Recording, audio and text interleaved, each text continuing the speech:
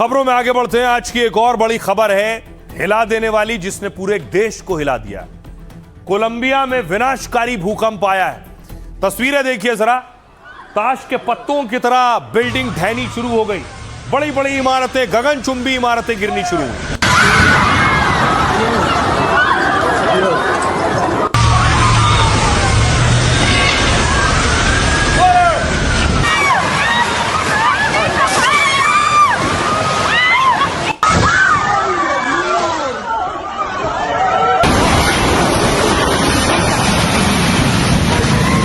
सोचिए क्या मंजर रहा होगा। ये मॉल देखिए, ये मॉल का हिस्सा भरभरा कर गिरा है। पूरे मॉल की दीवारों पर दरारें देखने को मिल रही।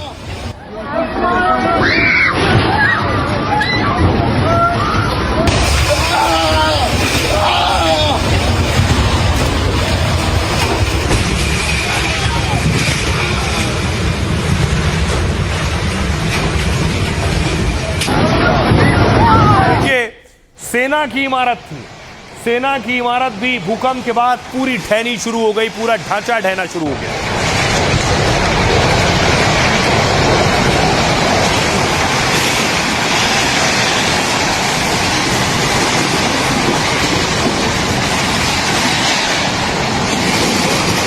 और उसके बाद देखिए जरा, जब भूकंप आ रहा है, देखिए ऊपर इमारत देखिए, नीचे लोगों को देखिए, लोगों में डर और दहशत देखिए। सोचिए क्या मंजर होगा उस दौरान।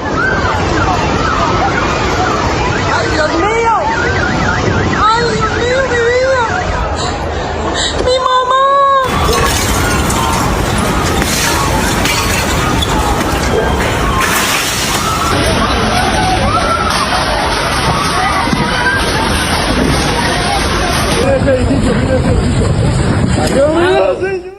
उसके बाद देखिए जरा, भूकंप के बाद चारों तरफ तबाही का मंजर था। मलबे में लोग दबे हुए थे, लोगों का रेस्क्यू किया जा रहा था।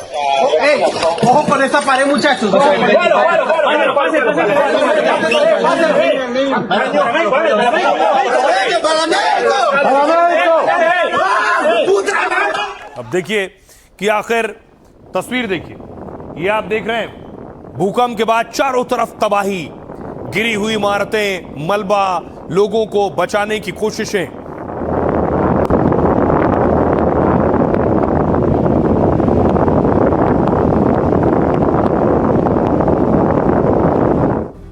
अब देखिए भूकंप कहां पर आया है। ये मैप के जरिए मैं आपको बताता हूं। ये नक्शा है, ये आप देख रहे हैं, वेनेजुएला के ठीक बगल में है कोलंबिया।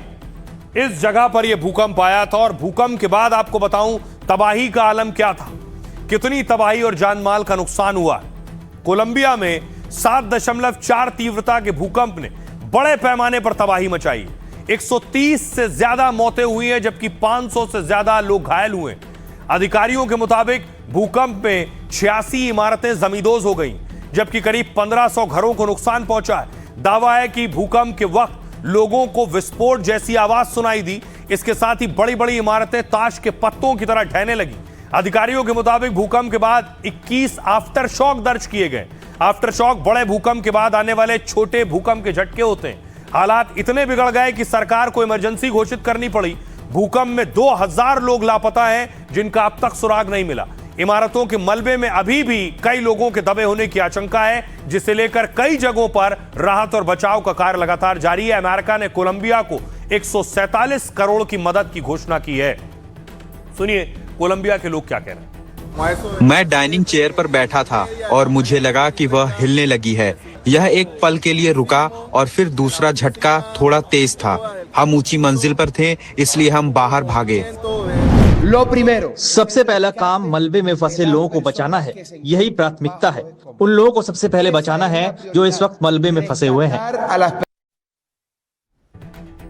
और अब आपको बताऊं कि कोलंबिया में हर साल सैकड़ों भूकंप आते हैं। इतने भूकंप क्यों आते हैं? कोलंबिया में हर साल 1000 से ज्यादा छोटे बड़े भूकंप आते हैं। 1000 से ज्यादा। इसकी वजह भौगोलिक स्थिति और टेक्टोनिक प्लेट्स हैं, उनकी बनावट है। यह देश प्रशांत महासागर के रिंग ऑफ फायर कहे जाने वाले क्षेत्र पर है। देखिए यहां पर, जो कि दुनिया का सबसे सक्रिय भूकंप और ज्वालामुखी वाला क्षेत्र है। यहां नास्का, कोकोस, दक्षिण अमेरिकी जैसी कई बड़ी टेक्टोनिक प्लेट्स हैं। ये प्लेट्स आपस में टकराती हैं तो जमीन के अंदर हलचल होती है और यही हलचल समय समय पर छोटे बड़े भूकंप के रूप में बाहर आती है। हालांकि कोलंबिया में आने वाले ज्यादातर भूकंप बहुत ही हल्के होते हैं, ये महसूस नहीं होते, सिर्फ वैज्ञानिक उपकरणों में ही दर्ज हो पाते हैं। इससे पहले 1999 में 6.2 तीव्रता का विनाशकारी भूकंप आया था और इस भूकंप में 1000 से ज्यादा मौतें हुई थी, 2.5 लाख लोग बेघर हो गए थे। जबकि 1979 में आए भूकंप में यहां 300 से ज्यादा लोगों की मौत हुई थी। इस बार आए भूकंप में मरने वालों का आंकड़ा 130 पार कर चुका है।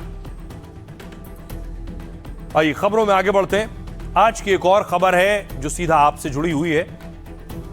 अब देश में चलेंगे प्लास्टिक नोट। जल्द ही प्लास्टिक के नोट सामने आने वाले हैं और जो नोट चल रहे हैं वो रहेंगे, लेकिन प्लास्टिक नोट की घोषणा सरकार की तरफ से की गई है। ये प्लास्टिक नोट कैसे होंगे, कौन कौन से नोट अभी प्लास्टिक के बनेंगे और कितने नोट बनेंगे, देखिए जल्द कागज की जगह प्लास्टिक नोट आपके पास पहुंचने वाला है। केंद्र सरकार ने प्लास्टिक नोट के ट्रायल को मंजूरी दे दी। इसके तहत 10 और 20 रुपए के 100 करोड़ प्लास्टिक नोट जारी होंगे। वित्त मंत्री निर्मला सीतारमण ने खुद राज्यसभा में यह लिखित जानकारी दी। ट्रायल सफल रहा तो इनके नियमित प्लास्टिक नोट जारी होंगे। ये नोट कागज की बजाय खास किस्म की प्लास्टिक से बने होंगे। ये छूने में तो सामान्य नोटों जैसे ही हल्के होंगे, लेकिन पानी में नहीं गलेंगे। प्लास्टिक होने से इन्हें फाड़ना या मोड़कर खराब करना मुश्किल होगा। दावा है कि पर्स से निकालते ही ये मूल स्थिति में वापस आ जाएंगे। इनकी सतह पर छेद नहीं होंगे, इसलिए गंदगी, बैक्टीरिया नहीं चिपकेंगे। ये भी खासियत है। ये कागज के नोटों की तुलना में 2.5 से 4 गुना तक ज्यादा चलेंगे। साफ किया गया है कि प्लास्टिक नोट के साथ कागज के नोट भी चलते रहेंगे। दुनिया के 60 से ज्यादा देशों में ये प्लास्टिक नोट इस्तेमाल हो रहे हैं। और आइए खबरों में आगे बढ़ते हैं। आज की एक और बड़ी खबर है जिसका सीधा ताल्लुक आपसे है, आपकी सेहत से। मिलावटखोरों पर एक्शन। आपको बताऊं कि कैसे कार्रवाई हुई। सबसे पहली तस्वीर देखिए, 1,94,00,000 का नकली तेल बरामद हुआ है। 1,94,00,000 का।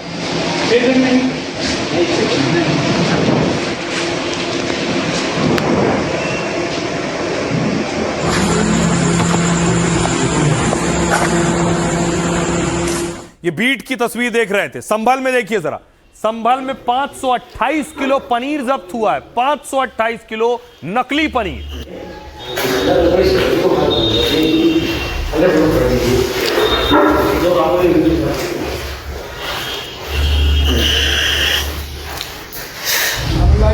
और उसके बाद ये जो पनीर पकड़ा गया उसको बुलडोजर के पंजे पर रखा गया और उसके बाद इस पनीर को फेंका गया है, खत्म किया गया, नष्ट किया गया कि ये नकली पनीर लोगों की थाली तक पहुंच रहा था। इसी तरह बेंगलोर लिए चलेंगे। सोचिए, बेंगलोर में 5 स्टार होटल में, 5 सितारा होटल में फूड सेफ्टी विभाग ने छापा मारा।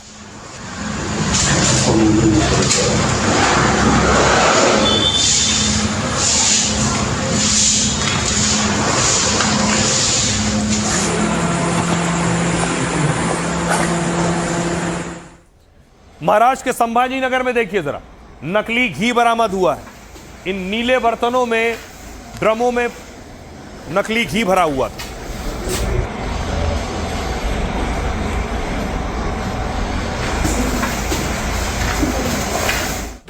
अब देखिए कहां कहां क्या कार्रवाई हुई है, आपकी थाली तक क्या क्या नकली पहुंच रहा था।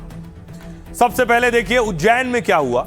उज्जैन में कई दिनों तक फूड सेफ्टी विभाग की छापेमारी हुई। 2 अलग अलग फर्मों से लाखों रुपए का 544 लीटर घी जब्त हुआ है।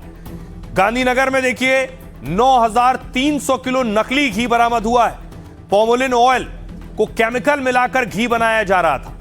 बीड महाराष्ट्र में 1 लाख लीटर से ज्यादा नकली तेल जब्त हुआ है। इसकी कीमत 1,94,00,000 थी से ज्यादा। जांच टीम ने 5 लाइसेंस रद्द कर दिए। मुरैना में 650 किलो नकली घी जब्त किया गया है। सैंपल को जांच के लिए भोपाल लैब भेजा गया है। संभल में देखिए अवैध डेयरी का भांडाफोड़ हुआ है। 528 किलो मिलावटी पनीर को बुलडोजर से नष्ट किया गया है। अवैध डेयरी के संचालक को हिरासत में ले लिया गया है। बेंगलुरु में 26 होटलों में फूड सेफ्टी विभाग की छापेमारी हुई। चिकन, मछली सहित कई सब्जी खाने लायक नहीं थे। कई जगहों से इस्तेमाल किया गया कुकिंग ऑयल मिला है। जांच टीम ने होटलों से कई सड़े सामान को नष्ट किया है।